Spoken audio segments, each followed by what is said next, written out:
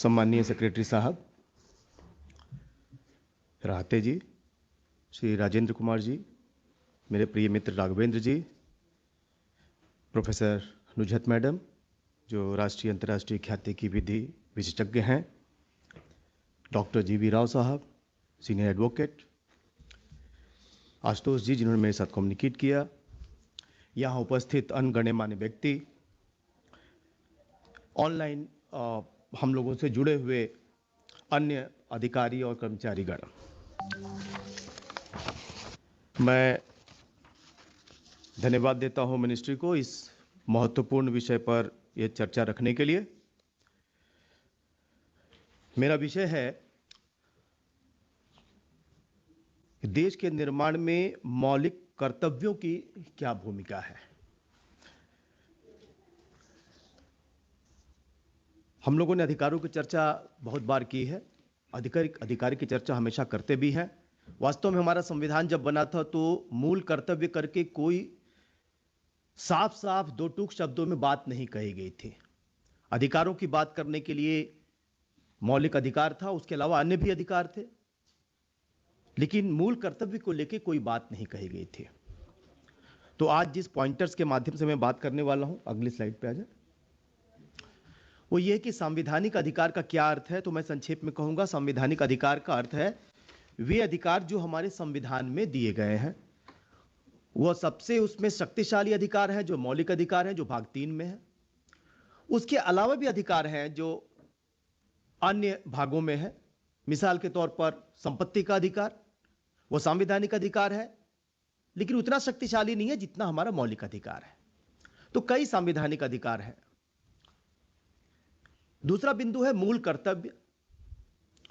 वह कहां है और क्यों है, इसमें कई वक्ता चर्चा करेंगे। मैं संक्षेप में इतना ही बताना चाहूंगा, और शायद हम में से सब लोगों को पता भी होगा कि स्पष्ट रूप से यह अनुच्छेद 51 क में बताया गया है। लेकिन हम अगली स्लाइड में देखेंगे कि कैसे अन्य भी कर्तव्य है हमारे पास संविधान में। मूल कर्तव्य क्यों होने चाहिए, और मौलिक जब हमारा जब संविधान बन रहा था तो उस समय भी तो लोगों के दिमाग में बात आई होगी, पर उन्होंने यह नहीं डाला। उसके पीछे कारण क्या था? मैं समझता हूं उसके दो कारण थे। एक तो कारण यह था कि जब संविधान की रचना हो रही थी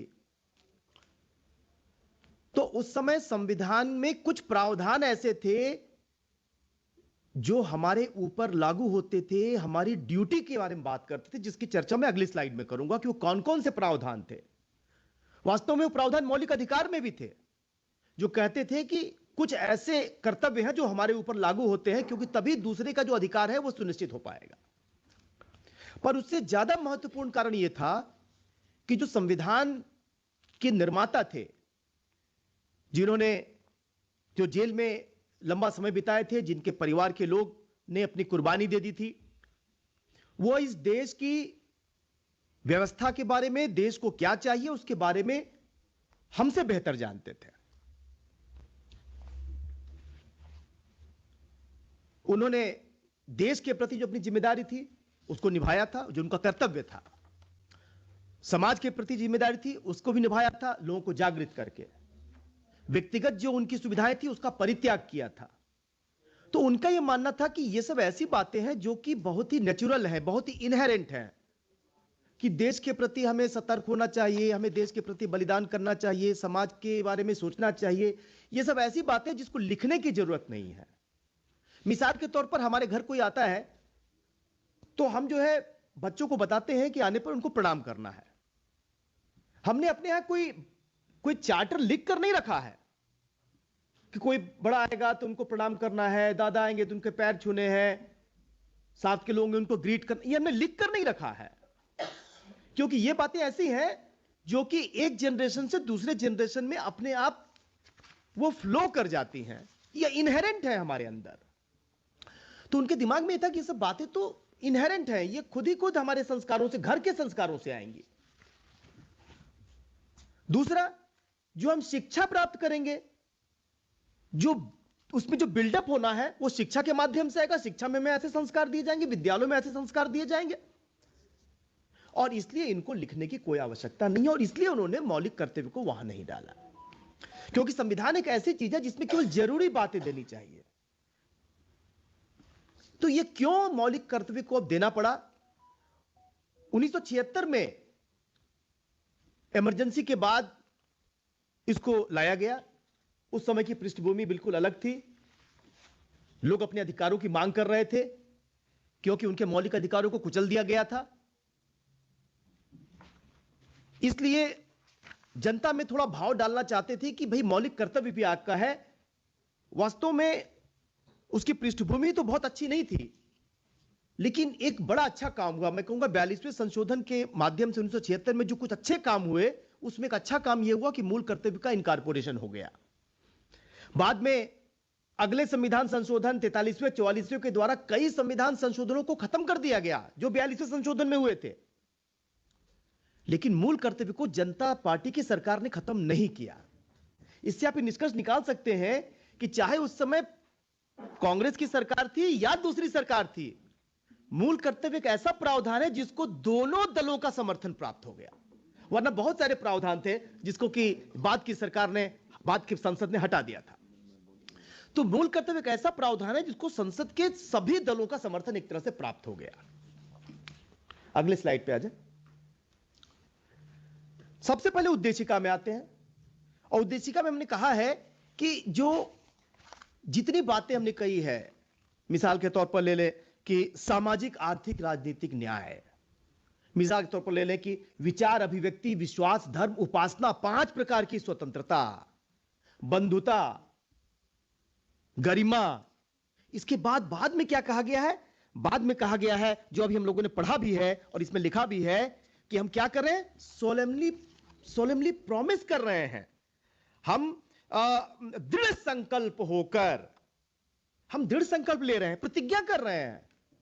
जब आप प्रतिज्ञा करते हैं तो प्रतिज्ञा का मतलब क्या होता है? प्रतिज्ञा का मतलब ये होता है कि हम तैयार हैं, हमको कर्तव्य है। ये कहते ना, प्राण जाई पर वचन न जाई, रघुकुल रीत सदा चली आई, प्राण जाई पर वचन न जाई। हमने वचन दिया है इस संविधान में, पहले ही पृष्ठ में हमने वचन दे दिया है सारे देश को। ये सरकार को नहीं कहा गया है। आप देखिए इसमें लिखा हुआ है, हम भारत के लोग इसको स्वयं को अर्पित करते हैं। सरकार की जिम्मेदारी नहीं है केवल, सरकार की जिम्मेदारी भाग 3 में है और जगह पर है। ये हमारी जिम्मेदारी है कि यहां जो बातें कही गई है उसको हम पूरा करें, क्योंकि हमने दृढ़ संकल्प लिया है। संकल्प पूरा करना हमारा एक कर्तव्य है। इसलिए भी शायद उस समय यह कहने की आवश्यकता नहीं थी। लेकिन हम चले आए मूल अधिकारों में चले आए। हमने हमेशा सुना है मूल अधिकार वास्तव में राज्य के ऊपर नियंत्रण है, लेकिन हम देखेंगे ध्यान से तो कई मूल अधिकार हैं, मौलिक अधिकार हैं, वो व्यक्ति पर भी लागू होते हैं। मिसाल के तौर पर 15(2) ले लीजिए आप। 15(2) राज्य पर भी लागू है और व्यक्ति पर भी लागू है। जहां यह बात कही गई है कि जो है आप जो सार्वजनिक स्थान है, कुएं हैं, घाट हैं, उन स्थानों पे कोई व्यक्ति, मैं भी नहीं मना कर सकता किसी को आने से। अगर मैं मना करूंगा सार्वजनिक स्थान पर, सार्वजनिक मंदिर पे, सार्वजनिक जो जगह है, तो वह भी मौलिक अधिकारों का उल्लंघन करेगा। वो केवल राज्य के विरुद्ध लागू नहीं है। दूसरा अनुच्छेद देखिए, अनुच्छेद 17, अस्पृश्यता के विरुद्ध, अस्पृश्यता का समूल नाश किया जाता है। यह किसी केवल राज्य के विरुद्ध नहीं है कि राज्य ही डिस्क्रिमिनेट करेगा, राज्य ही जब ऐसी बात करेगा तो हमने भी अगर ऐसा किया तो मूल अधिकार का उल्लंघन हो गया। तो हमारी ड्यूटी है नॉट टू डू दैट। 23 पे आ जाए, वह भी केवल राज्य पे लागू नहीं है, वह भी व्यक्ति पे लागू है। अगर हम शोषण करते हैं किसी का, तो वह व्यक्ति भी सीधे मौलिक अधिकार के लिए सुप्रीम कोर्ट जा सकता है। वहां यह क्वेश्चन नहीं हुआ कि राज्य के विरुद्ध नहीं है। तो ये 3 जो कम से कम ऐसे हैं जो मुझे दिखते हैं कि ऐसे अधिकार हैं जो हमारे ऊपर, अपोजिट पार्टी के ऊपर कर्तव्य निर्धारित करते हैं अन्य मौलिक अधिकारों की तुलना में। बाद में हम जानते हैं कि स्वर्ण सिंह समिति एक बनी थी। स्वर्ण सिंह समिति ने इस मौलिक कर्तव्य को अंदर जो है इनकॉर्पोरेट करने को कहा।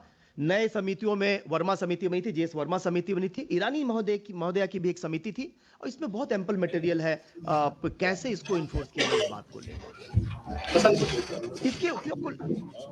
इसके उपयोग को लेकर कई निर्णयों में बातें कही गई है। 2 निर्णयों का विशेष रूप से जिक्र करूंगा। एक विजय इमैनुअल का निर्णय है।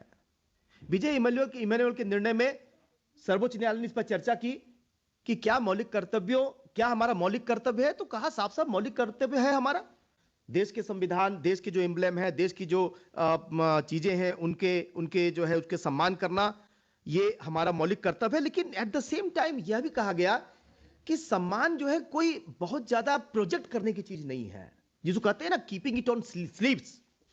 अगर कोई व्यक्ति सम्मान करता है और किसी कारण से, किसी विश्वास के कारण वो खड़ा नहीं होता राष्ट्रगान के समय, तो उसको हम असम्मान नहीं कहेंगे, क्योंकि उस मामले में उन्होंने कहा था कि हमने जो है सम्मान किया है। वैसे ही ये आश्चर्य की बात है कि यह मामला अभी तक पेंडिंग है, क्योंकि यह मामला संविधान पीठ को दिया गया था, अभी तक उस पर कोई निर्णय नहीं आया।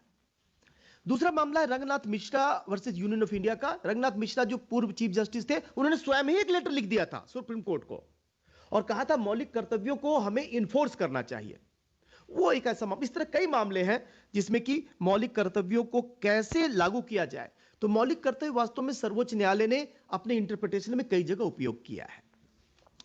एक बात जो और कहूंगा मैं कि वास्तव में इसकी जो हम लोग जब बात करते हैं कर्तव्य की, तो कर्तव्य का मतलब क्या है? कर्तव्य का मतलब नैतिकता है। पिता का पुत्र के प्रति, पुत्र का पिता के प्रति कर्तव्य होता है। शिक्षक का अपने विद्यार्थी के प्रति, विद्यार्थी का अपने शिक्षक के प्रति धर्म होता है, और धर्म को ही कर्तव्य कहा गया है। हमारी जो परंपरा है, उस परंपरा में जो धर्म शब्द का यूज हुआ है वो रिलीजन के लिए नहीं हुआ है, वो कर्तव्य के लिए हुआ है। ये उसका कर्तव्य है। लेकिन क्यों आखिर उस कर्तव्य के प्रति हमारी निष्ठा, हमारा काम कमजोर हुआ? उसका शायद मैं समझता हूं एक बड़ा कारण है कि जो पश्चिम से स्वतंत्रता का आंदोलन चला, जिसको हम वेस्टर्न लिबर्टी कहते हैं, उस वेस्टर्न लिबर्टी ने जो व्यक्ति है उसको केंद्र में रखा। उसने कहा केंद्र में व्यक्ति रहेगा, उसकी चॉइस, वो इंडिविजुअल की चॉइस जो है सिग्निफिकेंट है, सोसाइटी से बहुत लिंक नहीं है। हमारी व्यवस्था में उल्टा रहा। हमारी व्यवस्था में यह रहा कि सोसाइटी के लिए व्यक्ति को अपनी चीज को कुर्बान करना चाहिए, और एक बड़ी व्यवस्था के लिए सोसाइटी को हम कुर्बान कर सकते हैं। कुर्बान करने का मतलब खत्म नहीं कर देना है। तो जैसे अब वेस्ट में क्या आया, I have a right to choose, तो I can choose any dress I like, who are you to interfere? This was not the case in India. India always expected that yes, you have a right to choose your dress, you have a right to choose your food, you have a right to choose your partner, but the way society not permits, but society reasonably feels. If the society goes, maybe does something which is unlawful, illegal, that is not permissible. लेकिन हम कैसे कपड़े पहनेंगे, हम क्या बोलेंगे, क्या नहीं बोलेंगे, किसके साथ रह सकते हैं, किसके साथ नहीं रह सकते हैं, इसको लेकर वेस्टर्न लिबर्टी की जो भावना या धारा चली है, उसमें से जो अच्छी चीज है उसको हमको ग्रहण करना है। जैसे कहते हैं ना, सार सार को गही रहे थोथा देई उड़ाए, कि वेस्ट से जो अच्छी चीज आ रही है उसको हम ग्रहण करें, और वेस्ट से जो बहुत सारी चीजें हैं जो वहां के लिए प्रॉब्लम क्रिएटर हो रही हैं, हमको उसको एक्सेप्ट करने की जरूरत नहीं है। तो इसलिए ये नैतिकता यानी मोरालिटी और लिबर्टी को, इसके बीच जो कंपटीशन का भाव दिखाया जा रहा है, और कई बार लोग कह रहे हैं कि नहीं, ये नैतिकता जो है ये this is one of the things that is coming in between the liberty, that I don't think is the correct proposition. देखिए अगली स्लाइड है क्या? यस, आखिरी जो है मैं कहूंगा कि क्या इसका रास्ता, वे अहेड क्या है यहां से आगे जाने का? वे अहेड क्या है? एक तो संविधान में हमने प्रावधान कर दिया। पहले तो लोगों ने सोचा इसकी जरूरत नहीं है, बाद में चाहे जिस मंशा से ये प्रावधान आ गए, लेकिन आप देखेंगे कि जेएस वर्मा समिति ने कहा है कि देश की आजादी के इतने साल बाद भी हम देख रहे हैं कि मौलिक कर्तव्यों के लेवल पर काम नहीं हो रहा है। इसका मतलब है कि कानून इसमें बहुत ज्यादा हस्तक्षेप एक सीमा के बाद नहीं कर सकता। उसको जितना करना था उसने किया। अब क्या करना है? करना यह कि पहले तो यह समझना है कि ये जो मौलिक कर्तव्य है, ये कोई नैतिकता की बात नहीं रह गई केवल। 1976 के बाद हम सबों का ये विधिक कर्तव्य, कानून जो है चाहता है कि हर नागरिक के ऊपर ये 11 जो कर्तव्य है लागू होते हैं। वो 11 कर्तव्य बहुत स्पष्ट है। वो देश के प्रति है, व्यक्ति के प्रति है, वो रिफॉर्म की भावना, जैसे 2H को आप देखें तो वहां कहा गया spirit of inquiry and reform. हम इंक्वायर करें, एक दूसरे से इंक्वायर करें कि क्यों हो रहा है, but not just to inquire, with all due respect to like press reporter, not just asking questions, but 2H बाद में कहता to reform, not only inquire, not only criticise, but also suggest way to reform, because asking question is probably the easiest task one can do. Reform, do you have any suggestion to reform? Yeah, this is duty, the word speaks like that. तो हमारा reform कैसे हो? हम समझते हैं कि ये जो आज जो बात हो रही है ये इसी दिशा में हो रही है कि कैसे हम यहां से आगे बढ़ सकें। मैं 2 उदाहरण दूंगा छोटा सा। यदि हम समझते हैं कि हम बहुत एनलाइटेंड सिटीजन है, तो घर है, घर में हमारे, हम अपने घर से शुरुआत करते हैं, क्योंकि नागरिक होने के नाते हर जगह ये चीज लागू होती है। घर में हमारा खाना, कितना खाना हमारा बर्बाद होता है, ये कोई नैतिकता की बात नहीं, कोई धर्म की बात नहीं, कस्टम की बात नहीं है, ये कानून में है, कानून के प्रावधानों में है कि ये चीजें बर्बाद नहीं होनी चाहिए। कितना खाना हमारा बर्बाद होता है। कूड़े का निस्तारण हम कैसे करते हैं, लॉ है ऑलरेडी हमारे पास, पर इतना बड़ा देश है, उसमें जो जो लॉ है वो किसी एक व्यक्ति के लागू करने से नहीं होगा। ये तो रथ है, रथ के दो पहिए हैं, एक पहिया सरकार है, दूसरी पहिया जनता है। एक पहिया अगर चलेगा, दूसरा पहिया नहीं चलेगा, तो रथ तो आगे नहीं बढ़ेगा कभी भी। तो ये दोनों पहियों को चलना होगा। तो कूड़े का निस्तारण कैसे होता है? अब मुझे पता है कि उसमें कई तरह की कठिनाइयां हैं, मैं उसमें नहीं जाना चाहता, पर एक हिस्सा ऐसा है जिसको हम लोगों ने एक्सपेरिमेंट पे किया, रोज करते हैं। कितने पॉलिथीन का प्रयोग करते हैं? हाँ, सब्जी लेने जाते हैं, कई बार जो है घर में भी मैंने लोगों से बात की, दोस्तों से बात की है, भैया सब्जी लेने गए, मैं अपना झोला लेकर गया हूं, अपना बैग लेकर गया हूं, जो सब्जी देने वाला है वो खुद ही जो है उसको पॉलिथीन में डालने लगता है। मैंने मना करता हूं, वो खुद तैयार है देने को। ये पिछले 30-40 सालों में ऐसी आदत हो गई है जिसको हम कहते हैं बर्नआउट, प्रोफेशनल बर्नआउट कहते हैं। एक्सेप्ट कर लिया है सिस्टम को, एडेप्ट कर लिया है, क्योंकि लोग मांगते भी हैं। एक छोटा सामान लेंगे, एक पॉलिथीन दे दीजिए हमें साथ में। मैं कहीं को बोलता हूं कि भाई क्यों इसको मांग रहे हो, जरूरत क्या है आपके पास, तो आप सामान लेके जा सकते हो। नहीं नहीं नहीं, वो ठीक है, वो तो ठीक है। तो पॉलिथीन जैसी चीज है। और मैंने गेस किया कि अगर हर शनिवार के शनिवार मैं मार्केट जाता हूं और सब्जी लाता हूं, तो कम से कम 20-25 पॉलिथीन के थैले हो जाते हैं। और अगर मैं अपने थैले में लेता हूं तो 3-4 जो ऐसे थैले हैं वो रहते हैं, बाकी थैले सब्जी में आते हैं। तो एक हफ्ते में मैं करीब 25 पॉलिथीन के थैले की बचत कर सकता हूं। आप सोच सकते हैं हर 52 हफ्ते आते हैं। ये छोटी सी शुरुआत है। इसके लिए सरकार कोई पुलिस नहीं लगाएगी, इसके लिए सरकार कोई दरवाजा खटखटाएगी नहीं रोज रोज जाकर, इसके लिए कोई अलार्म नहीं बजाया जाएगा। ये तो हमें करना होगा। क्यों? क्योंकि हम सबका मौलिक कर्तव्य है। अगला उदाहरण है, हमारे साथ जो सहयोगी हैं उनसे कैसे बात करते हैं। क्या उनकी भी चिंता करते हैं? हमारे मेड सर्वेंट है, शायद जिनके बिना हमारा काम नहीं हो पाएगा, एक दिन के लिए हम सोच लें बिना मेड सर्वेंट के कितनी दिक्कत होती है। हमारे चालक हैं, ड्राइवर हैं, उनके बच्चे क्या कर रहे हैं, किस क्लास में पढ़ रहे हैं, उनको उनके जो सरकार की स्कीम उनके तक मिल रही है कि नहीं मिल रही है, थोड़ी उनकी चिंता करना भी हमारे मौलिक कर्तव्य का पार्ट है। हा? दूसरा उदाहरण देता हूं जो बाहर का है। हम मेट्रो में जाते हैं, एक बैठे हुए हैं, कुछ सीटें बनी है जो हम उनके लिए बनी है, जो जो जो जो जो जो सीनियर सिटीजन है, जो सिख हैं, जो महिलाएं हैं, वहां बैठे हैं।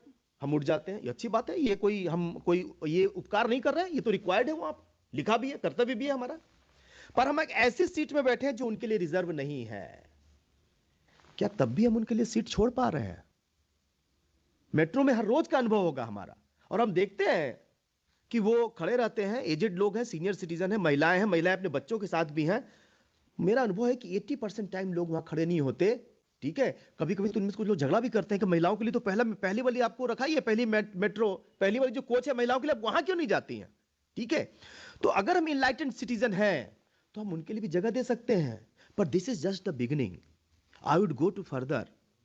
Can you argue for them or not? आप खड़े हैं और क्या आप जा सकते हैं और बोल सकते हैं कि आप इनको जरा बैठने की सीट दे दीजिए? अगर आप कर रहे हैं तो अपने मौलिक कर्तव्य को पूरा कर रहे हैं। कोई नैतिकता की बात नहीं है कि हमारा धर्म है, हमारा नैतिकता है मेट्रो का। आखिरी उदाहरण दूंगा सिगरेट को लेकर, जो अभी कुछ दिन पहले हुआ है मेरे साथ। मैं चला जा रहा था अपने एक ऑटो में, शेयरिंग ऑटो में जा रहा था, और सामने बैठा एक साहब थे, वो सिगरेट पीना शुरू कर दिए। तो ड्राइवर साहब ने कहा कि भैया आप सिगरेट मत पियो यहाँ पे। उन्होंने कहा तुम्हें क्या दिक्कत हो रही है? बोला नहीं आप उतर जाइए। और वो झगड़ा करने लगे।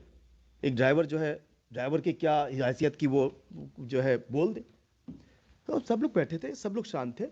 हमने कहा भैया गलत बात नहीं कह रहे हैं, आप जो है सिगरेट अगर पीना हो तो आप थोड़ी देर बाद पीजिए या बाहर निकल के पीजिए। बोले आप क्या दिक्कत है? बोले दिक्कत हो रही है, ये तो इलीगल भी है, आप जान लीजिए, और ऐसा नहीं करिए, देखिए हमें भी लग रहा।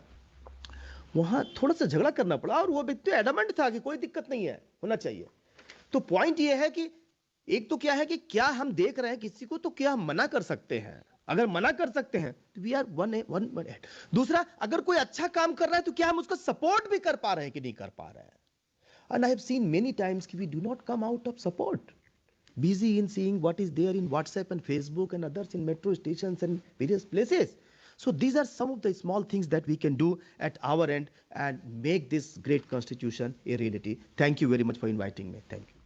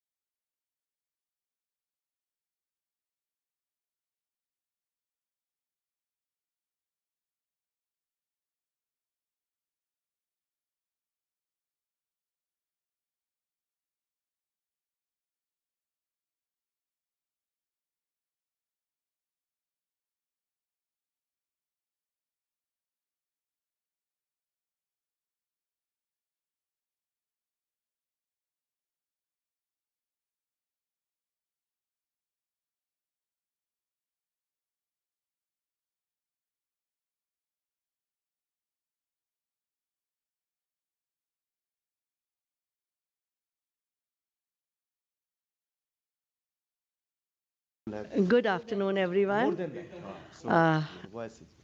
Respected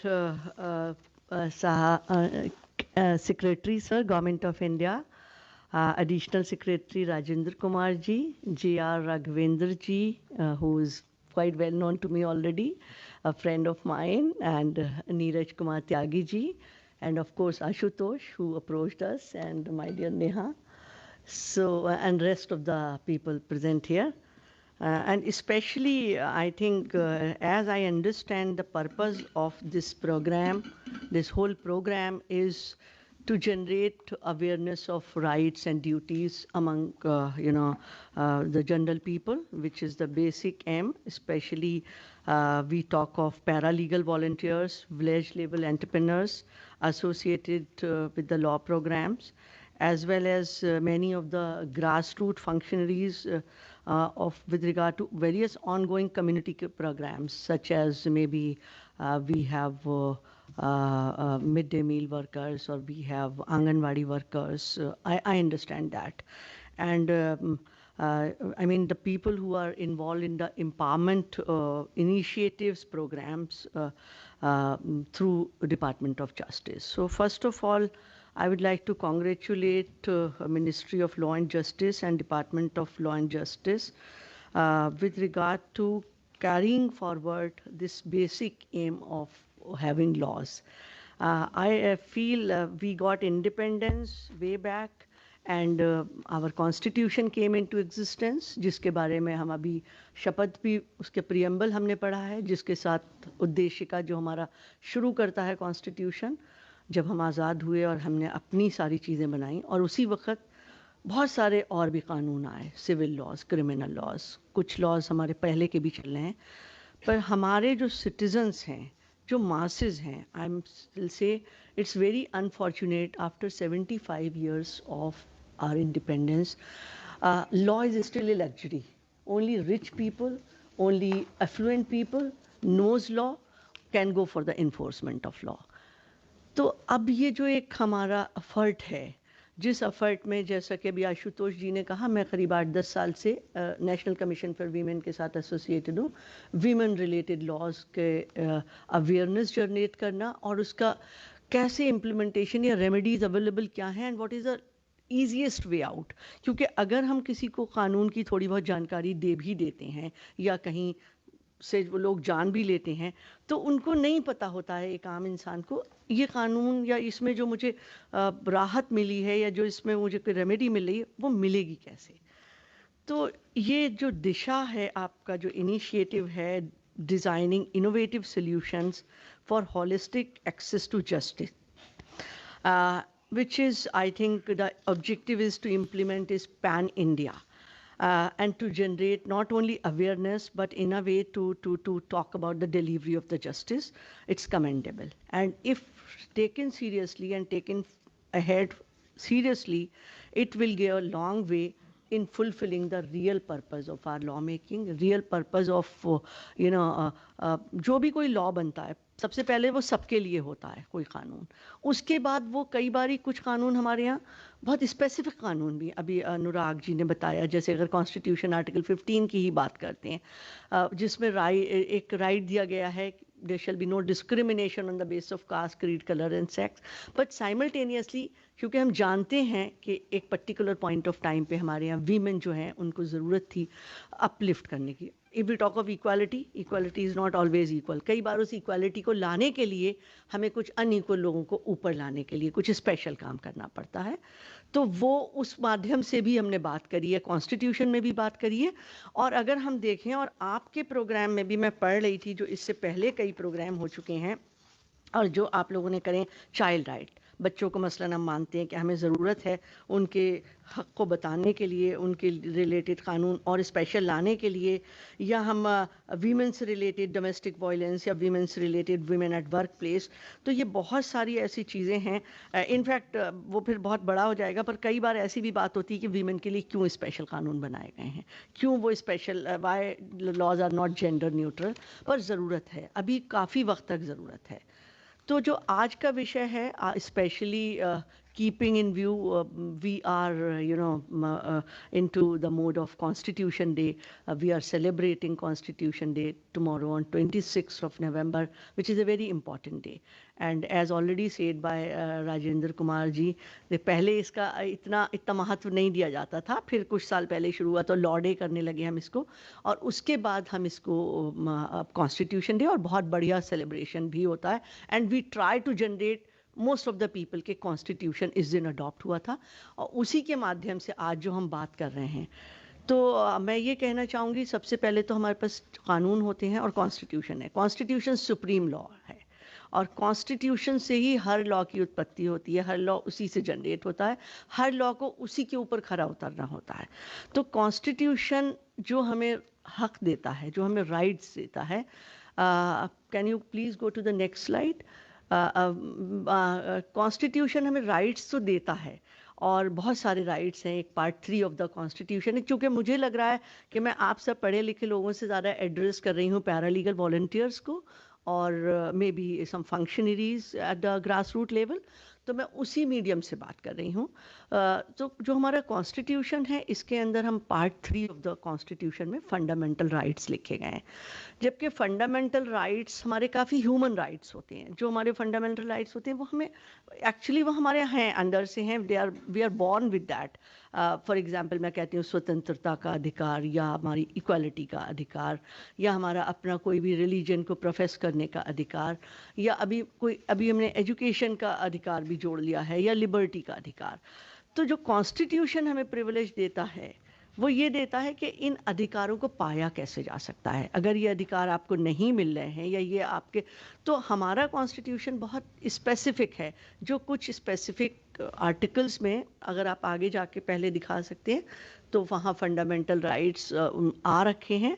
can you please go to 2-3 next slide, then I ask, go next जी. तो आर्टिकल 12 से लेके 35 तक हमारा कॉन्स्टिट्यूशन जो है वो फंडामेंटल राइट्स की बात करता है, जहाँ राइट टू इक्वालिटी, अगर आप अगली स्लाइड में जाएंगे हिंदी में भी लिखा हुआ है मैंने उसको. जी, तो पीछे पे, हाँ, कानून के समक्ष, हिंदी वाले पे जाइए.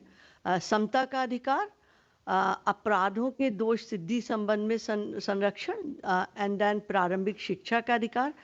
तो कहने का मतलब ये कुछ अधिकार हैं जो आप पढ़ सकते हो. ये अधिकार हमारे देश में सबको मिले हुए हैं, चाहे वो नागरिक हों या वो विदेशी लोग हों. और कुछ अधिकार हमारे सिर्फ नागरिकों के लिए हैं. Can you please go to the next slide. हाँ, तो ये कुछ अधिकार हैं जो हमारे सिर्फ नागरिकों को मिले हुए हैं, जैसे कि prohibition on discrimination on grounds of religion, race, caste, sex और प्लेस ऑफ बर्थ, या फिर equality of opportunity in matter of public employment, यानी कि सबको समानता मिलेगी जॉब्स में, नौकरियों में. या फिर हमारे कुछ फ्रीडम्स हैं, 6 फ्रीडम्स दे रखी हैं आर्टिकल 19 में, जहां वो कहते हैं आपको बोलने का अधिकार. लेकिन जो से भी अधिकार हैं, मैं ये बताना चाहती हूँ कि कोई भी अधिकार आप लोग लें वो एब्सोल्यूट नहीं है. आपका ऐसा नहीं है कि आपका एक साइडेड है. जब भी कोई भी अधिकार आपको मिलता, अभी हम ड्यूटी की बात बाद में करेंगे, लेकिन अधिकारों के अंदर में हर अधिकार के साथ आपको लिमिटेशन है. फॉर एग्जांपल, हम बहुत सिंपल सा एग्जांपल देते हैं. सड़क पे आप चल सकते हैं, बट सड़क पे आप ऐसे नहीं चल सकते दूसरों को मारते हुए चलें, दूसरों से टकराते हुए चलें. सड़क पे चलने का अधिकार है. और अगर इसी के साथ हम ड्यूटी जोड़ देते हैं, आप सड़क पे चल सकते हैं, लेकिन सड़क पे चलने के लिए आपको ट्रैफिक रूल्स का भी फॉलो करना पड़ेगा. तो ये जो चीज़ें हैं, हर अधिकार, चाहे वो कॉन्स्टिट्यूशन में दे रखा है या आपके जो और कानूनों में अधिकार हैं, हर अधिकार का एक लिमिटेशन होती है. इनफैक्ट हमारी लाइफ में ही लिमिटेशंस होती हैं. हम कोई भी चीज़ तो अकेले एब्सोल्युटली मनमर्जी से नहीं कर सकते. हम सिंपली भी अगर हम नहीं बात करते हैं, that freedom of speech and expression, हमें बोलने का अधिकार है, हमें अपनी बात रखने का अधिकार है, पर हमें किसी को कुछ भी कहने का अधिकार नहीं है. तो इन ए सिंपल लैंग्वेज, ये हमारे जो कॉन्स्टिट्यूशन ने तो बहुत स्पेसिफिकली कुछ आर्टिकल्स बना दिए. बहुत सारे कॉन्स्टिट्यूशन बहुत आर्टिकल्स नहीं बनाते हैं. इसीलिए मैंने आपको बताया जो हमारे फंडामेंटल राइट है वो हमारे ह्यूमन राइट्स हैं, वो हमारे बेसिक राइट्स हैं, वो हमारे इनएलिनेबल राइट्स हैं, वो हमसे जुड़े हुए राइट्स हैं. और उन्हीं राइट्स में से निकल के बहुत सारे और कानून बनते हैं. उन्हीं राइट्स में से निकल के बहुत सारे और कानून बनते हैं. मैं फिर से आर्टिकल अगर 14 पे जाऊं, जो कहता है right to equality and and then equality, फिर explain in yeah, equality अगर हम बात करें तो whether it is before law or for the law, तो इक्वालिटी अमंग इनइक्वल्स तो नहीं हो सकती। कई बार हमें उस इक्वालिटी को इक्वल करने के लिए बहुत सारे और लॉ बनाने पड़ते हैं, और इसीलिए आर्टिकल 15, 16, 17, 18 उसी का पार्ट है, क्योंकि उस इक्वालिटी को लाने के लिए, उस बराबरी को लाने के लिए, उस समता को लाने के लिए, जो आप लोग अगर ब्रॉडली कहीं अगर देख लेंगे खोल के कि आर्टिकल 14 में तो इक्वालिटी दी, सब इक्वल है, सब इक्वल नहीं हो सकते। कई बार सेक्स के बेस पे सब इक्वल नहीं हो सकते, कई बार रीजन के बेस पे नहीं हो सकते, कई बार ज्योग्राफी के बेस पे नहीं हो सकते। तो हमारे जो कॉन्स्टिट्यूशन मेकर्स थे, जो हमारे फ्रेमर्स थे, वो हमारा keeping in view the disparity, keeping in view the weather it is linguistic, weather it is regional, weather it is cultural, उन्होंने बहुत ध्यान रख के बहुत स्पेसिफिकली आर्टिकल फ्रेम करे। अगर हम बात करें फंडामेंटल राइट और मौलिक अधिकार की, तो जनरली हम कहते हैं हमें अमेरिका से बोरो करा है हमें, लेकिन नहीं, हम नहीं कहेंगे अमेरिका से, क्योंकि अमेरिका वालों ने तो बहुत ब्रॉडली एक आउटलाइन दे दी है।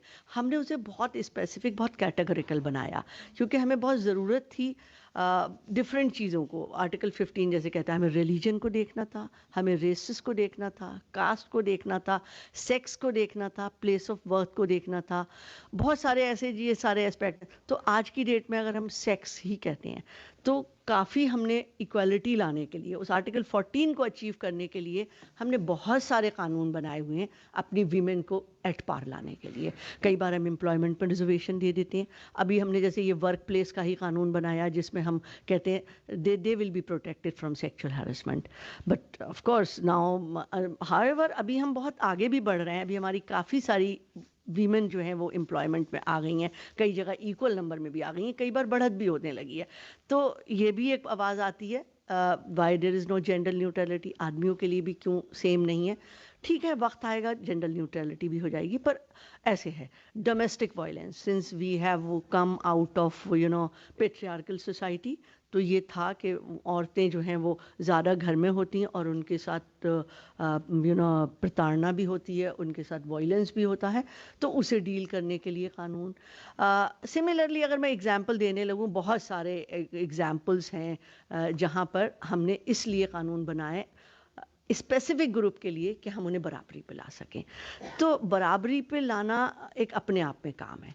ऐसे ही अगर हम बात करते हैं जो हमारी फ्रीडम्स हैं, स्पीच एंड एक्सप्रेशन, या असेंबल होना, या फिर यूनियंस बनाना, हर चीज़ के ऊपर हमारी रीज़नेबल रिस्ट्रिक्शंस हैं, लिमिटेशंस हैं। तो आप लोग इस माध्यम से अगर समझें तो ये समझ सकते हैं कि हमें जो भी फंडामेंटल राइट्स मिले हुए हैं, या मैं कहूँगी और भी कानून मिले हुए हैं जहाँ आपके अपने राइट्स की बात होती है, हर जगह को रिलेटेड ड्यूटीज़ होती हैं, हर जगह आपको थोड़ी सारी कर्तव्य होते हैं। तो अक्सर हम लोग अपने जनरल लोग राइट्स के बारे में तो बात करना चाहते हैं, राइट्स के बारे में जानना चाहते हैं, पर अपनी ड्यूटीज़ को इग्नोर करते हैं। कॉन्स्टिट्यूशन लिखा गया, जैसा कि ऑलरेडी अनुराग दीप जी ने बता रखा है, कि उस वक़्त हमने पार्ट 3 में फंडामेंटल राइट्स तो डाल रखे थे, लेकिन फंडामेंटल ड्यूटी उस वक़्त नहीं डाली थी। 1976 में जब 42nd कॉन्स्टिट्यूशनल अमेंडमेंट हुआ, तो उस समय हमने और एक स्वर्णिम सिंह कमेटी थी जिसने सजेस्ट करा, तो हमने फंडामेंटल ड्यूटीज़ डाली, जो कि इनिशियली 10 थी नंबर में। अगर आप जाना चाहें फंडामेंटल ड्यूटीज़ पे जा सकते हैं। मैं कोई ख़ास स्लाइड्स एक्चुअली नहीं पढ़ रही हूँ, मैं अपना हिसाब से बता रही हूँ, बट फॉर द तो फंडामेंटल राइट्स के साथ फंडामेंटल जो आपकी ड्यूटीज़ हैं वो यहाँ पर दे रखी हैं, जो बहुत ही इम्पॉर्टेंट चीज़ें हैं, जैसे कि to abide by our constitution and respect the ideals and institutions, national flag and the national anthem. इन सबको रिस्पेक्ट करना है और ये हमारी ड्यूटी है, ये हमारा कर्तव्य है। अब इसे हम फंडामेंटल ड्यूटी या कॉन्स्टिट्यूशनल ड्यूटी मान लें, या मॉरल ड्यूटी भी मान सकते हैं। ही ऑलरेडी सेड कि कुछ चीज़ें ऐसे कहने की ज़रूरत नहीं होती, हमें खुद भी कर्तव्य होते हैं।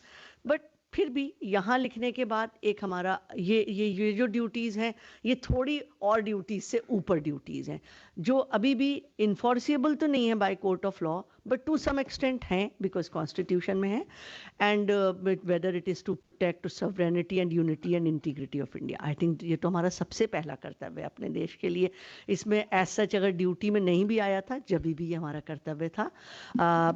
फिर हमें साइंटिफिक टेम्पर के बारे में एक है, या फिर हमारे जो स्पिरिट ऑफ कॉमन ब्रदरहुड है.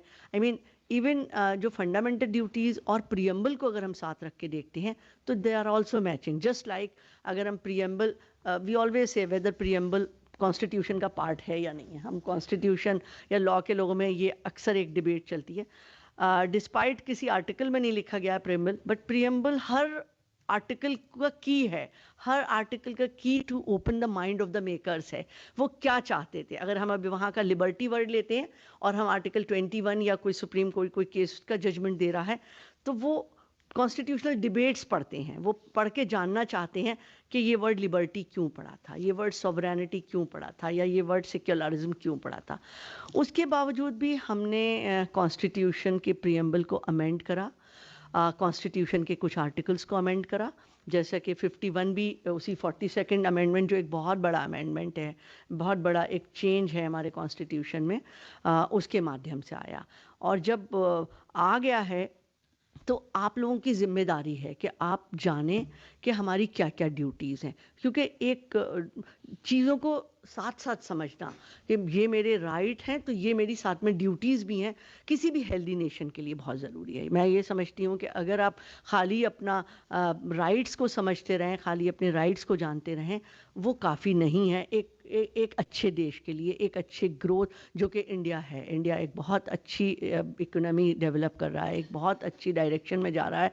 We are developing so many things. And ये वाला जो इनिशिएटिव है ministry of law and justice का to generate awareness among our masses about the law, जो सारे लोगों को पता हो कि उनके क्या राइट्स हैं, उनके क्या हक हैं, उनके क्या मूल अधिकार हैं, उनकी क्या ड्यूटीज़ हैं.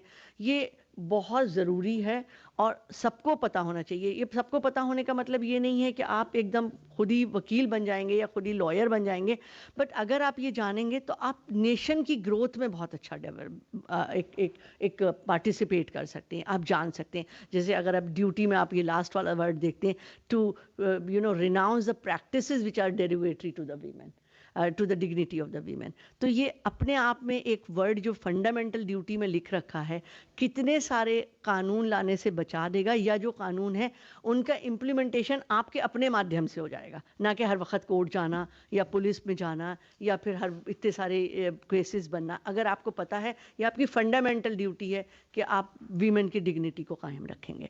तो ये जो सारी चीज़ें, can you go to the next slide please.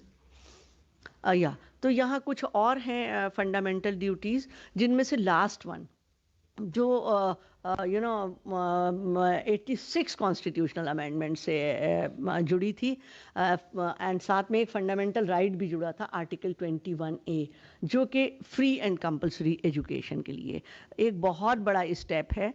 अभी डायरेक्टिव प्रिंसिपल्स की हम बात करें, वहाँ पर है कि हमें बच्चों को एजुकेशन और शिक्षा देना है, पर I think we took a lot of time to come to this point, but we have already come, and it's a long way we have come, and we are in the process of implementing free and compulsory education for each and every child with lots of facilities also. I understand that this was a big step, and it was a very difficult step by the government, and it was if we understand in terms of economy, it was big on the pocket of the government's exchequer, that कितना सारा to implement कि हर बच्चे को free शिक्षा मिले स्कूलों में, उसके लिए स्कूल बनाना, उसके लिए पूरा इंफ्रास्ट्रक्चर तैयार करना, और उसको एक ड्यूटी भी बनाना पेरेंट्स और गार्जियन की, वो अपने बच्चे को एजुकेशन के लिए भेजें. और मुझे उससे भी ज़्यादा लगता है वो जो शिक्षक हैं इन स्कूलों में, उनकी बहुत बड़ी जिम्मेदारी चल रही है, और वो बहुत अच्छे से निभा भी रहे हैं कि वो उन बच्चों को ना खाली शिक्षा ही नहीं देते हैं, बल्कि उनकी हर ज़रूरत का, हर चीज़ का, चाहे यूनिफॉर्म प्रोवाइड करना हो, चाहे मिड डे मील्स प्रोवाइड करवाना हो, हर चीज़ का ध्यान, in the sense it's their full growth. They are looking into not only education, क्योंकि वजह ही ये थी कि हमारे millions of children were not going to the school because of poverty. So if they are provided with meals, if they are provided with other infrastructural facilities to go to the school, they are ready to go and they are going. And I understand, मैंने एक दो, क्योंकि हम professor हैं, कई बार इस चीज़ को मापने के लिए कि ये लॉ कितना इम्प्लीमेंट हुआ कुछ रिसर्चेस करवाते हैं, तो 2-3 पीएचडी करवाई हैं जिसमें हमने जो जो स्टूडेंट जिस रीजन का था उसे अपने एरिया के कुछ सिलेक्टिव सिलेक्शन करके कुछ डिस्ट्रिक्ट सिलेक्ट करना, और उसमें say that is a research methodology actually, कि कैसे वो अपना सिलेक्ट करेंगे विलेजेस और कितने जिनको आइडेंटिकल बना के सैम्पलिंग करके और बुलाएंगे, तो बहुत अच्छा रिजल्ट आ रहा है। और रिजल्ट आने में समय तो लगता है थोड़ा, तो जो हमने जो फंडामेंटल राइट्स और फंडामेंटल ड्यूटीज़ दी हैं, और अगर हम उसकी जानकारी और इस तरह के माध्यम क्रिएट कर लें, तो मेरे ख्याल में तो it's going on to go a long way.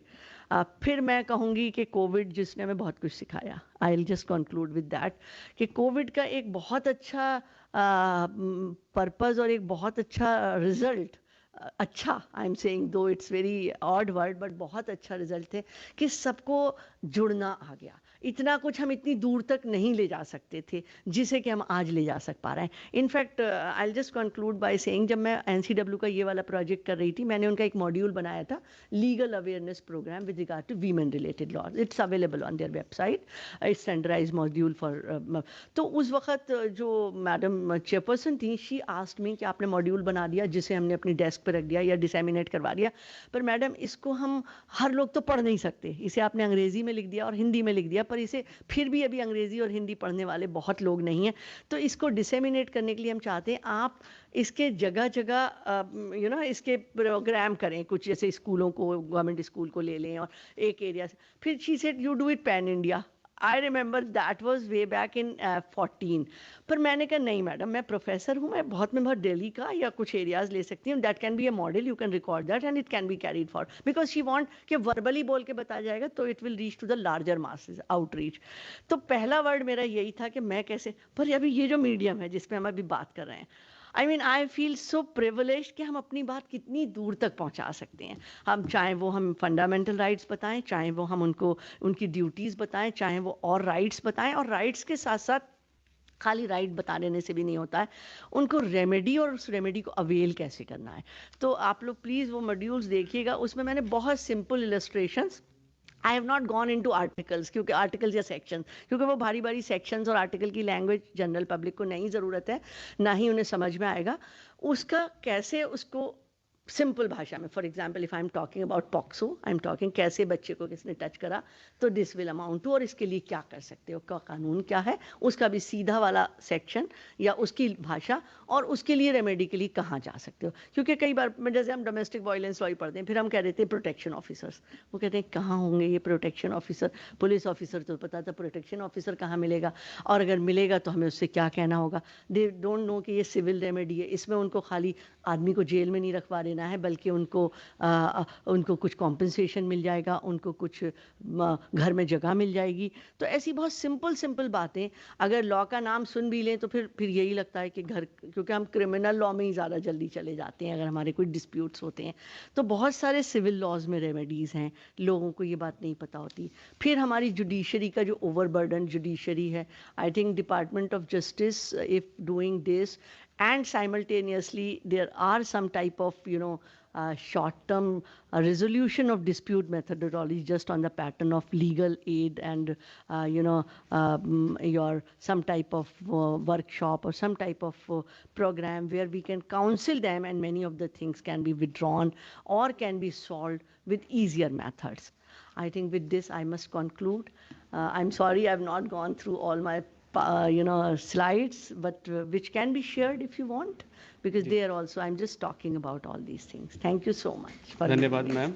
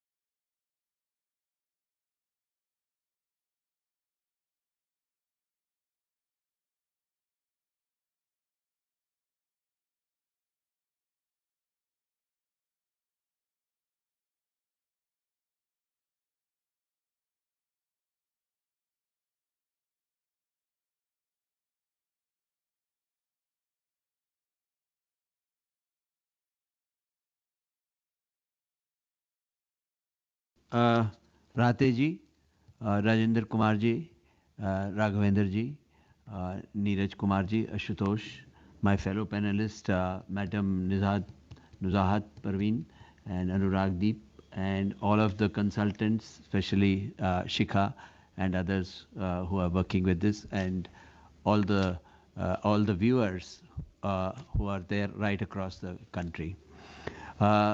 I'm happy that this initiative has been taken up by the Department of Justice.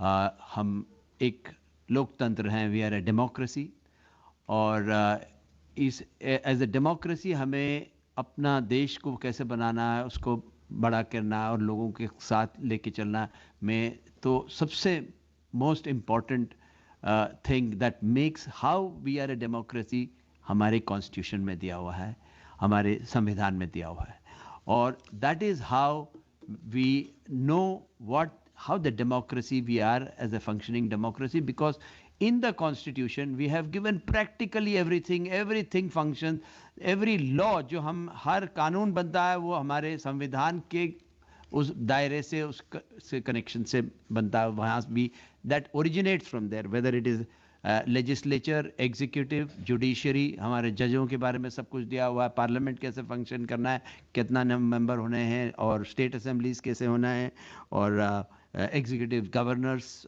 Position, presidents, सब कुछ हमारे कॉन्स्टिट्यूशन से ही जुड़ के आया है. ये हमने एक बहुत बेहतरीन डॉक्यूमेंट बनाया और सालों साल हमने इस पे आगे अमेंडमेंट्स लाके इसको बहुत और तरीके से, जैसे as per the times we have move to improve the entire document. So in so far directive principles of state policy है. अभी आपने फंडामेंटल राइट्स सुना, फंडामेंटल ड्यूटी सुना. Directive principles of state policy क्या है? It is the directions and the principles and the issues which a state government or even the central government should keep in mind while it is governing the country. इसमें वो चीजें दी हुई हैं जो चीजें. So can we go to the next slide please? Now जो B.N. Rao थे, हमारे जो some of those people who made the Constitution of India, Dr. B.R. Ambedkar, one of the greatest legal genius India has ever produced, was given the chief architect, and then there were other persons and who say. So we have the directives principles are moral percepts of the authorities of state. किस हमारे को जो हमारे morals रहना चाहिए, जो principles जिसके ऊपर हम डिपेंड करके इनको स्टेट को गवर्न करना चाहिए, वो सब दिए हुआ है. And he was also a part of the constitution assembly, and they are mentioned from article 36 to 51. And हमने ये आयरलैंड और स्पेनिश कॉन्स्टिट्यूशन जो जिससे लेके इनको अडॉप्ट किया है, हमने अपने तरीके से we have put them together. They impose moral obligation on the state and create welfare state, because essentially as a democracy our greatest aim is we are a socialist, socialist, sovereign socialist, secular democratic republic.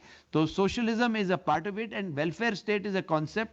तो हमारे को हर citizen का welfare देखना है, और ये सब चीज़ें हमारी डायरेक्टिव प्रिंसिपल्स हमें ये दिखाती हैं कि हम इस मॉरल से, इस तरीके से हम सारा सिटीजन्स का वेलफेयर देखे जाए.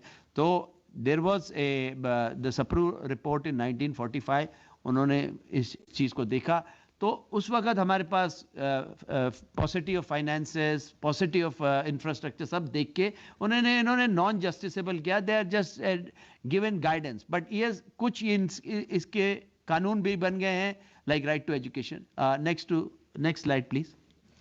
Now it is the basics जो हमारे प्रियम्बल, अभी हमने सब पढ़ के देखा कि preamble is justice, liberty, equality. इन सब को किस तरीके से एक स्टेट गवर्नमेंट या सेंट्रल गवर्नमेंट इसको किस तरह से अपने को जुड़ देती है अपने सिटीजन्स को, which we provide are given in the directive principles of state policy. इसमें हमने सोशलिस्टिक प्रिंसिपल्स लिया जो हमारे प्रियम्बल में दिया हुआ है, जो हमारी डेमोक्रेटिक फंक्शनिंग है, हमारा देश का बेसिस है.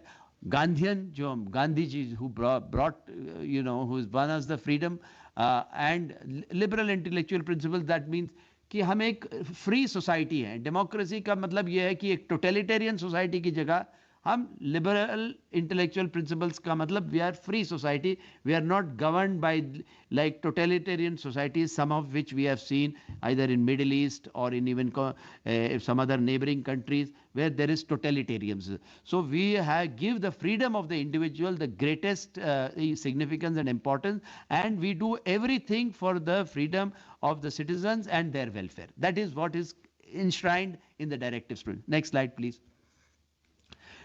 36 में हमने अपना स्टेट पॉलिसी का मतलब कौन सा क्या है, what we have given them. It mention to character and it is not enforceable, but that is we have gone beyond that. जो मैंने अभी बताया, अभी लीगल हम लॉज लेके आए हैं और it is basis and essential for the governance of the country. तो हम नेशन बिल्डिंग इसीलिए इसी तरह से कर पाते हैं जिस तरह से हम इन सब प्रिंसिपल्स को we take them into account and we use them to govern the country. Next slide please. 36 37 ये दिया. Then socialistic principles जो बोलते हैं, socialism का क्या मतलब है कि सबका भलाई, सबका taking everybody. So securing a social order through justice, social, economic and political, and to minimize inequalities of income, status, facilities and जो हमारे पहले जब as independence था, we had a very large section which was very poor, and we had a very large, very small section which was very rich. So we have to bring the inequalities और बराबरी का एक तरीका से हम ये through these principles we use. One is right to adequate means of livelihood, सबका, so that everybody is employed, gainfully employed, they are able to earn. Equitable distribution, there should not be a haphazard distribution, everybody should be taken care of, and there should not be monopolies where there are too rich people and too poor people. Concentration of wealth, we try to give everybody through means of taxation, through means of other means. अभी हमने CSR, जो CSR है, corporate social responsibility, is based on this, कि हर corporate का entity कुछ ना कुछ social welfare activity भी करे. अपनी जो उन्होंने अपना दौलत कमाया है उसको किस तरह से देश को दे, वो ये सब इसी से आया है. Equal pay for equal work for men and women. हम we don't want discrimination. Madam ने इतना, she is a women's rights champion, she has just told you. Then preservation of health, हमारा हेल्थ अभी कोविड ये सबसे important है, ये हम ज़्यादा और ध्यान देते तो अभी, but still we have done a great job vaccination के लिए सारा देश का. So that is the thing. Children workers and children and against forcible abuse. पहले बंधुआ मुक्ति होता था. I myself went as a commissioner in certain Bareilly and other deeper interior parts where there were bonded labour. We went and ensured that there is no bonded labour. We sensitised the government, took the power. And then opportunities, right to education is one of the most examples. She touched upon it. I was a part of the National Alliance on Fundamental Right to Education. So a directive principle was converted into actually a law where free and compulsory education is being given from the age of 6 to 14 to all children, which is a big thing, although it is and we are the leaders in this. I represented India in the UNESCO conferences, in Indonesia, in Brussels, and I'm also a global education law forum vice president in Belgium, and we travel in Amsterdam and other places, giving our experience for African countries, etc. Next slide, please. Legal aid, which is what excellent job being done. I will come to a conclusion which I want to give to you. I'm inspired by this, what the work you have done. Right to work, right to education, unemployment and old age sickness. Now we are doing a lot of work in people who are elderly, senior citizens, giving them the tax benefits, giving them all kinds of support. Police people, they are given the job of seeing whoever are the elderly and living alone. Some of the children go away. A lot of work is being done into ensuring the old age people. All of this is because of what we have already taken up as in a part of our constitution. And right to education, I've already. Next slide, please. Then we not only women's, we've given leave for women's maternity leave, etc. Then even the conditions of factories, workers' conditions, providing some kind of support to them, some women working, their children creche and all, in many factories and other places. All of these are, they are a directive for the state to ensure that these things are done. They, by various means they do. Then worker management, Of course, we have to have a healthy relationship between the workers and the employers. That comes from here. Nutrition and midday meals, all these schemes that are there, which are being, this is again from the directive state. It is not imagined. These are every practical aspect of governance has been taken care. And we have also taken care to amend this to give it to give the welfare of the people as we go by. Next slide, please.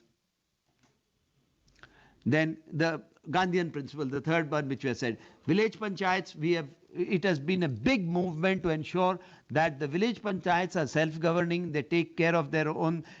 These days, some of the most educated people have started becoming the village. There's a lady village panchayat, the head in Rajasthan. She's been doing such good work. Our villages have become modernized. Our villages have becoming for self-governing. They've been getting modern facilities. Some of you may be even connecting them through video conferences and all, how we are working towards that.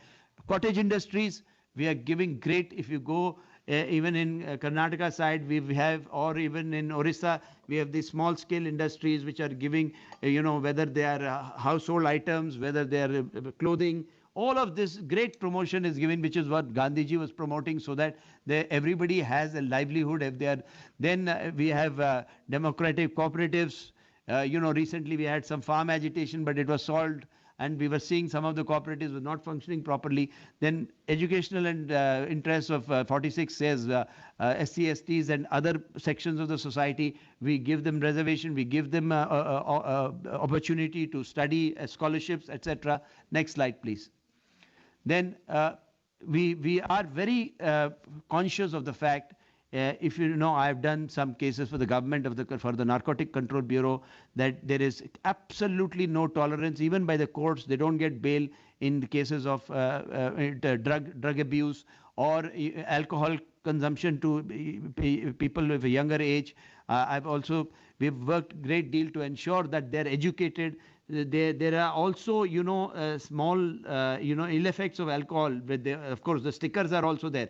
But some of the alcohol have also giving literature with respect to, alcohol abuse. It is a great problem. But some places, the state ensures that the husband or whoever are becoming alcoholics, they come and, protect the family, give them guidance.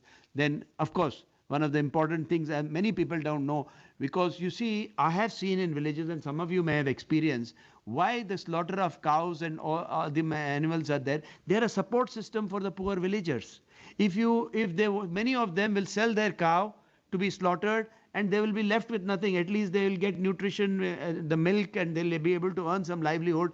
Perhaps that is the reason why, more than the religious aspect. Of course, the religious aspect is for the purpose of ensure that the cows, which is they call it Kam Dhenu, which gives therefore these things have evolved over the years, and it is a part of the directive state of principle, the prohibition of cow slaughter. And many people don't know about this. And through this medium, they will know that we, as far back when the Constituent Assembly was there, we introduced an Article 48 for that. Next slide, please. Then Uniform Civil Code is the reason. I've done a recent article on written an article which is published in a law magazine in India on uniform. The reason is that some of these things don't really need religion as a backing. They need that children should be maintained. Whether if there is a divorce, their maintenance should be provided. So in matrimonial laws, the Uniform Civil Code is so good for each family or those who go through it, and they are taken care of. It's a welfare of the citizens that we ask for uniform. Many people think that there is a religious continuity. It is not for that purpose. It is that in the Shah Bano case, etc. Subsequently, the women protested and said, no, we will need maintenance. We can't be governed by some law which is ancient. We need reform. All of this provides religious, some of this gives us religious reform, political reform, social reform, economic reform. All of this get to be incorporated through fundamental duties, directive principles and fundamental rights. Then, of course, the right to education 45. Next slide, please. Agriculture is so important that we have tried to bring reform there. We have through cooperatives, etc. Ancient monuments, historical monuments. We have to preserve the cultural history of the country. Whatever be it is this. Tremendous work has been done by archaeological survey. Tremendous work has been done in keeping our culture alive, trying to improve that. We've got it from here. It is not some government imagined it. It is there in our constitution for those people who don't know that what we do with respect to our cultural heritage is also provided. Then separate judiciary from executive and public service.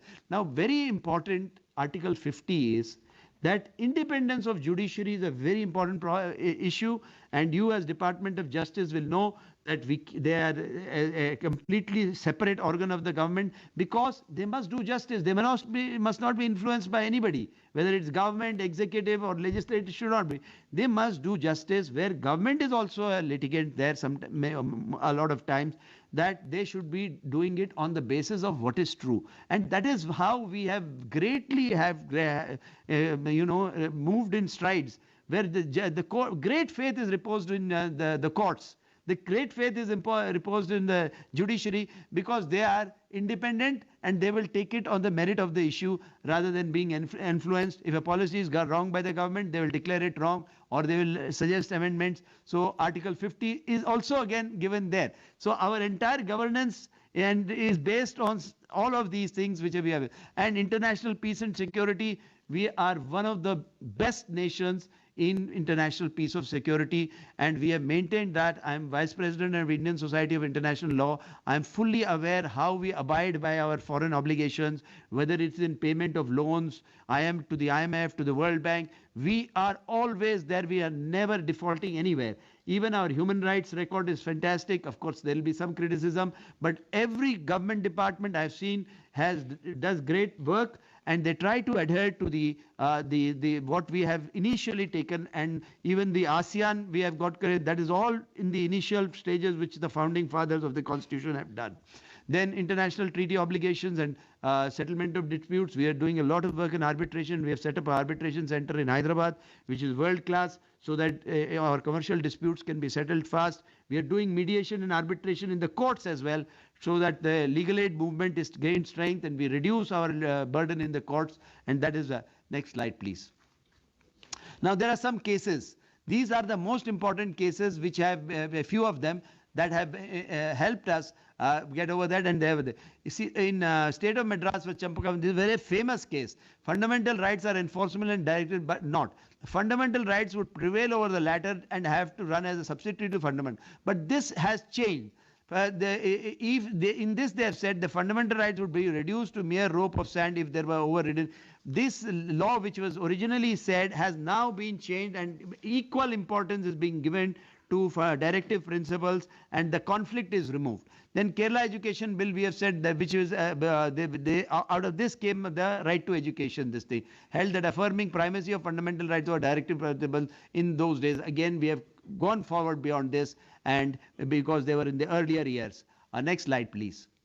Then Golaknath case, we have said that there should be an integrated scheme which is elastic enough to respond to this is where is the beginning. Those were the initial years. I'm trying to show that how we have moved from a regime of exclusive fundamental rights and giving lesser importance to directive principles to giving them the equality, which is started from the Golaknath case. Then the Minerva Mills again also said that the harmony and balance between fundamental rights and directive is an essential feature of basic structure of the Constitution.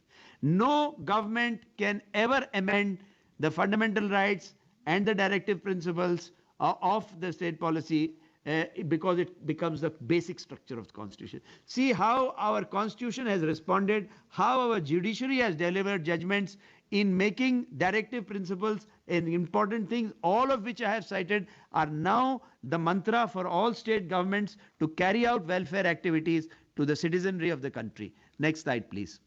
Then the N.M. Thomas case, they should be, again, you see, now you see after post 72, they said that they should construed in harmony with each other, and every effort should be made by respective courts to resolve any apparent inconsistency that exists between fundamental rights and directive principles. So now it is hand in hand. Directive principles have taken a great importance central to our Constitution. We have we are taking up many things like the right to, now post Justice Bhagwati, after he was there, I went for those some of this bonded labor as a commissioner. I was sent by the court, and then which says Article 21 has become a very important right. It is the right to privacy. All of these rights are emanating the right to live by human dignity, free from exploitation, enshrined in the Article 21, derives its life and breath from the directive principles of state policy. So the importance have gained from strength to strength, and they are on an equal footing. Next judgment, please. The Olga Tellis pavement dwellers, Professor Upendra Bakshi was the one who was behind this. The rights of some of these people who have no place to live, they've all been were taken into account. The court has become more and more responsive to responsive to the citizens' needs, to the welfare of the citizen. That is the thrust of our this thing, which the fundamental rights have given the direction which the courts have interpreted. That is how we have gained the importance on directive principle. Then Charu Khurana's case, which is a very recent case, the Supreme Court of India again highlighted the importance of their existence in Part 3 by observing that fundamental right and directive principle are two wheels of the chariot to establishing an egalitarian social order. So we have come to that point as recently as that they are two wheels of a chariot to give you social order. And then next slide, please. Progress of a nation depends on its people. This is the greatest initiative that the Department of Justice has taken on this magnificent day, which we now celebrate in a big way. They call the Constitution Day, because आज के Constitution 26 1949 को हुआ, और 1950 Republic Day जो 26 जनवरी को होता है, वो हमारी गणतंत्र जो रिपब्लिक बनते हैं एक फॉर्मली आया है. तो इसको भी उतना ही इंपॉर्टेंस दे के हमें लोगों को सिखाने और उनको हमारे संविधान में क्या लिखा हुआ, एक ये बहुत बड़ी इनिशिएटिव है. और इससे it guides the government to and the citizens also. It gives the direction, gives the duties, and it guides governments and teaches the decision for socially accepted. Next slide, please. I think that well, I've said enough about all that is. Can we go to the next slide? Yeah, thank you. And my conclusion, which I've just on my while I'm discussing these things, that has come to my mind, that we have a district collector, we have a police chief, we have a judiciary. Like that, we must have a legal aid clinic and education cell, which must be there in every district and must percolate to every village and town where there is the government, which will educate everybody right through the year with their rights and duties. And that can be, you can connect with the NGOs, you can connect with the people, schools and colleges there, and it can percolate to every single child the moment it is there. So if you're able to establish, which you have seemed to have done quite a bit by that, but if you look at it and give them the power status, I think that's a great conclusion and a great takeaway on today's event. I congratulate you once again. Thank you for giving me this opportunity.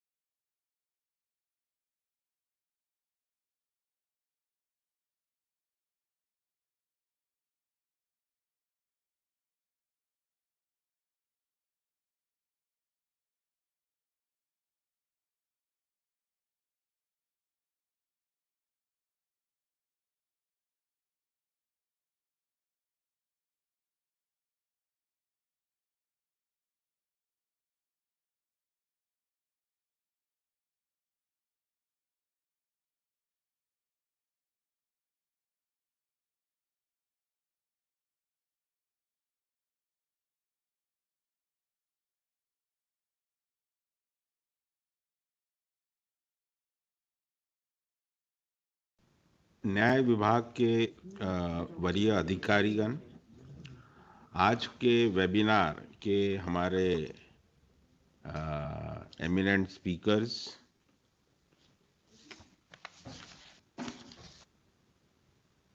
Doctor Anurag Deep ji, professor Indian law institute, doctor Nuzrat Parveen Khan ji, professor of Jamia Millia Islamia, and doctor G V Rao, senior advocate, supreme court of India. और इस webinar में online तरीके से जुड़े हुए हमारे para legal volunteers, हमारे VLEs और अनेक सरकारी योजनाओं के कार्यान्वयन से जुड़े हुए हमारे ग्रास रूट फंक्शनरीज। इस वेबिनार में मैं आप सबका तहे दिल से स्वागत करता हूं। और आपने ऑलरेडी जो हमारे एमिनेंट स्पीकर्स हैं उनको आपने सुना, और आप भली भांति अवगत है कि 26 नवंबर ये हम संविधान दिवस के रूप में प्रतिवर्ष मनाते हैं। शुरुआत में इसकी पृष्ठभूमि के बारे में भी आपको अवगत कराया गया कि 2015 में जो हमारे संविधान के शिल्पकार हैं डॉक्टर बाबा साहेब आम्बेडकर, उनके 125वीं जन्म तिथि के सेलिब्रेशन के अवसर पर सरकार ने ये निर्णय लिया। पहले 26 नवंबर ये नेशनल लॉ डे मनाया जाता था कि नहीं, 26 नवंबर अब संविधान दिवस के रूप में मनाया जाएगा प्रतिवर्ष। और संविधान हमारा जो संविधान है वो इतना व्यापक डॉक्यूमेंट है जिसमें इतने आर्टिकल्स हैं और जो हमारे रोजमर्रा जिंदगी को प्रभावित करते हैं। उसमें हर एक हमारे जो देश के नागरिक हैं उनको संविधान के अनेक पहलू से अवगत कराना, ये संविधान दिवस मनाने का एक विचार है और ये उसका पर्पस था। तो अब हम 2022 में 26 नवंबर को कल बहुत राष्ट्रीय स्तर पे संविधान दिवस मनाया जाएगा। हर एक राज्य में, हर एक सरकारी ऑफिस में, हर एक जगह हमारे संविधान की उद्देशिका को 11 बजे पढ़ाया जाएगा और उसमें ये हम सबको संविधान के जो हमारे प्रावधान है उसको हम कैसे अपने रोजमर्रा जिंदगी में कैसे आत्मार्पित करना है, ये हमको इसके लिए और एनकरेज करेगा। जस्ट आपको बता दूं कि कल राष्ट्रीय स्तर पे सुप्रीम कोर्ट में एक बहुत बड़ा कार्यक्रम भी आयोजित किया गया है जिसमें माननीय प्रधानमंत्री जी शामिल होने वाले हैं सुबह इनॉग्रेशन फंक्शन में, और उसके प्लीनरी में माननीय राष्ट्रपति महोदया उपस्थित होने वाले हैं। तो ये इस कॉन्टेक्स्ट में आज का ये वेबिनार का बहुत अधिक महत्व है। हमने अपने एमिनेंट स्पीकर्स को सुना, उन्होंने बहुत ही सरल और बहुत ही इफ़ेक्टिव तरीके से आपको अवगत कराया है कि कैसे हमारी जो संवैधानिक अधिकार है और मौलिक कर्तव्य है उसको हमको कैसे कार्यान्वित करना है, कैसे उसके बीच में बैलेंस है। और जैसे ये बताया गया डॉक्टर अनुराग दीप जी के द्वारा कि फंडामेंटल ड्यूटीज़, मौलिक कर्तव्यों का क्या जैसे देश निर्माण में क्या उसका रोल है, बहुत व्यापक तरीके से उन्होंने बताया कि कैसे मौलिक कर्तव्य 1976 में 42nd कॉन्स्टिट्यूशनल अमेंडमेंट के द्वारा ये हमारे संविधान में शामिल किया गया। और उसके पश्चात कुछ अमेंडमेंट्स और हुए, लेकिन मौलिक कर्तव्यों को मतलब बरकरार रखा गया, जो दर्शाता है कि अक्रॉस पॉलिटिकल पार्टीज इसका एक सपोर्ट है और इसको एक मतलब ऑथराइजेशन दिया हुआ है। फिर हमारे अन्य जो एमिनेंट स्पीकर है डॉक्टर नुज़रत परवीन खान जी ने बहुत ही बढ़िया तरीके से राइट्स, जैसे हमारे जो अधिकार है और हमारे जो कर्तव्य है उनके बीच में क्या रिश्ता है, कैसे हमको मतलब जैसे आप भली भांति अवगत है कि हमारे राष्ट्रपिता महात्मा गांधी जी ने कहा है कि right is duty well perform with true integrity and dedication, और we can earn the rights of our lives only when we perform our duties as citizens. तो ये मापदंड के आलोक में आपको हर एक नागरिक का एक कर्तव्य है कि कैसे राइट्स और ड्यूटीज के बीच में आपको बैलेंस रखते हुए अपने जो मौलिक कर्तव्यों का निर्वाह करना है। फिर हमारे तीसरे eminent speaker doctor G V Rao ने बहुत ही सरल तरीके से बताया कि जो हमारा जो गवर्नेंस सिस्टम है, कैसे हमारा गवर्नेंस सिस्टम डायरेक्टिव प्रिंसिपल से गाइड होता है, और उन्होंने उदाहरण के तौर पे काफ़ी चीज़ें बताई कि कैसे जैसे एजुकेशन को कैसे जैसे ये हमारा गवर्नेंस का एक आधार था और फिर बाद में वो फंडामेंटल राइट में भी कन्वर्ट हुआ है। तो ये over a period of time कि गवर्नेंस के गाइडिंग प्रिंसिपल्स को जैसे सभी गवर्नमेंट्स ने अपनाते हुए कैसे उसको एक राइट का फॉर्म भी दिया हुआ है, और डायरेक्टिव प्रिंसिपल्स गाइड करते हैं गवर्नमेंट के डे टू डे फंक्शनिंग में, और उनकी सभी योजनाएं, सभी जो पॉलिसीज़ है उसकी जो आधारशिला है वो डायरेक्टिव प्रिंसिपल से निकलती है।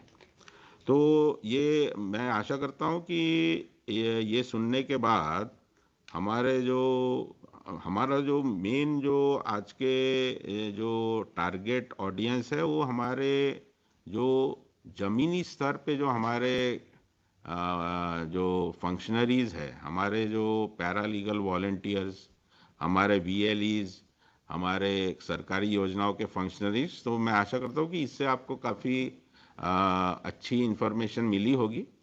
और हम लोग तो जैसे राज्यों में ज़मीनी स्तर पे काम किए हुए हैं एज BDO, एज CO, फिर उसके बाद SDM, फिर एज डिप्टी डेवलपमेंट कमिश्नर, जिला परिषद के CEO, जिला कलेक्टर, राज्य स्तर पे हम विभाग के सचिव, प्रधान सचिव रहते हुए फिर यहाँ पे आए हुए हैं। तो मतलब मेन एप्लीकेशन तो ज़मीनी स्तर पे है और ये आपके हाथों में है। हमने देखा है कि कितनी सारी योजनाएं जो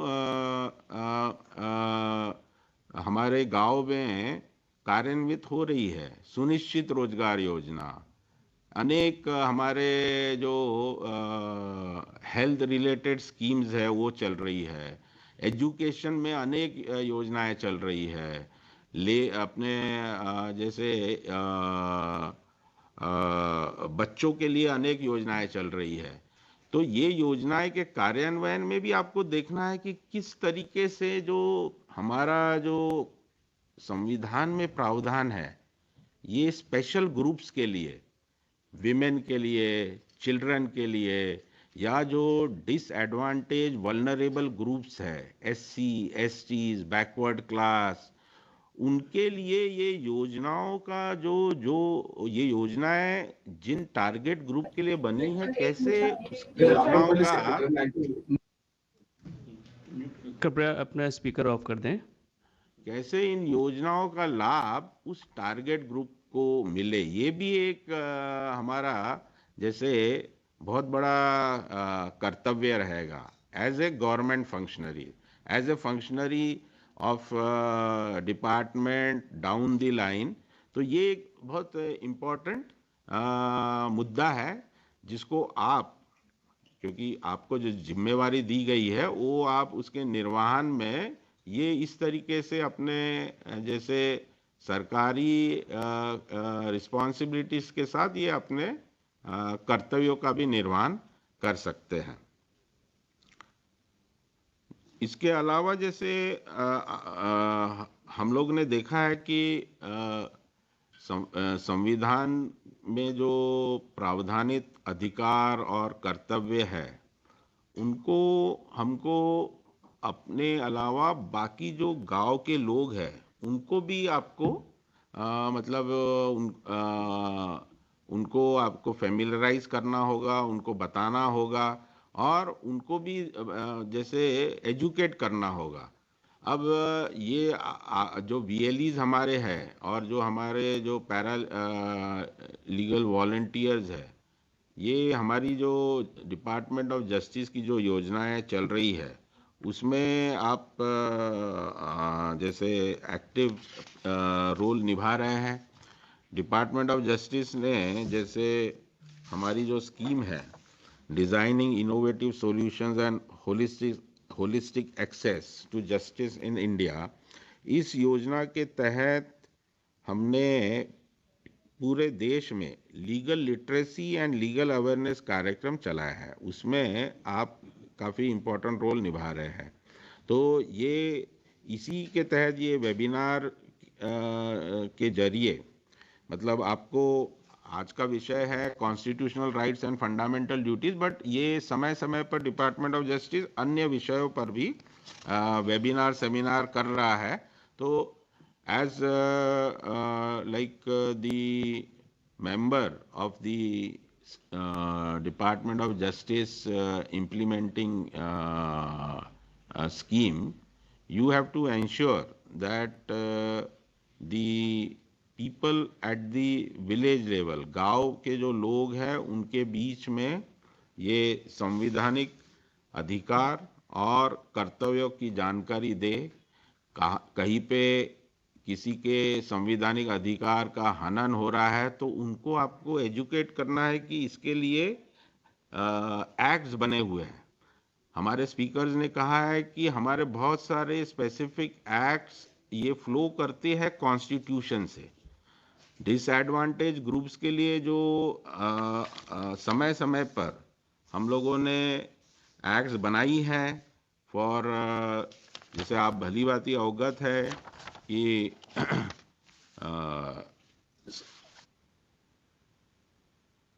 ये इससे आप वाकिफ है कि जो डिसएडवांटेज ग्रुप के लिए हम लोगों ने डिस्क्रिमिनेशन को अवॉइड करने के लिए SC/ST प्रोटेक्शन एक्ट हमने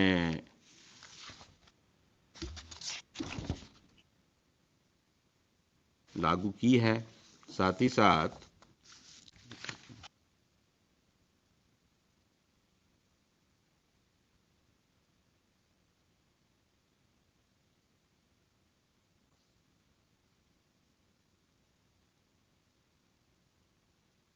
और अन्य जैसे हम लोगों ने फॉर विमेन रिलेटेड ऑफेंसेस के लिए एक्ट्स हैं, चिल्ड्रन रिलेटेड ऑफेंसेस के लिए एक्ट्स हैं। तो ये तो जो लीगल प्रोविजन है ये तो अपनी जगह पे है। तो आपको ये इंश्योर कराना है कि किस तरीके से जो इस जिन लोगों का किसी प्रकार से कॉन्स्टिट्यूशनल राइट्स एंड ड्यूटीज़ का वायलेशन होता है उनको आपको एजुकेट करना है कि ऑप्शंस है, प्रावधान है। कॉन्स्टिट्यूशन तो हमारी गाइडिंग डॉक्यूमेंट है लेकिन डिफरेंट एक्ट्स है जिसके तहत आपको न्याय मिल सकता है।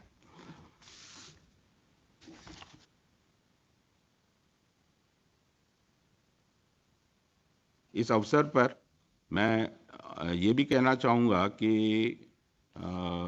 जो संविधान दिवस के दिन आपको एक संविधान के प्रति अपनी जो हमने उद्देशिका में जो हमने संकल्प लिया है, उस संकल्प को आपको इफ़ेक्टिव तरीके से अपने डेली लाइफ में इम्प्लीमेंट करना है। और इस अवसर पर जो हमारे बीच में जो एमिनेंट स्पीकर्स ने जो कॉन्स्टिट्यूशन के प्रावधानों की जानकारी दी है, उस जानकारी के आलोक में मैं चाहूँगा कि आप लोग को इसका अच्छा लाभ मिलेगा और आप अपने कर्तव्यों का, अपने डे टू डे जो आपकी रिस्पॉन्सिबिलिटीज़ है उसके निर्वहन में ये आपको अवश्य फ़ायदा देगा। धन्यवाद। Thank you.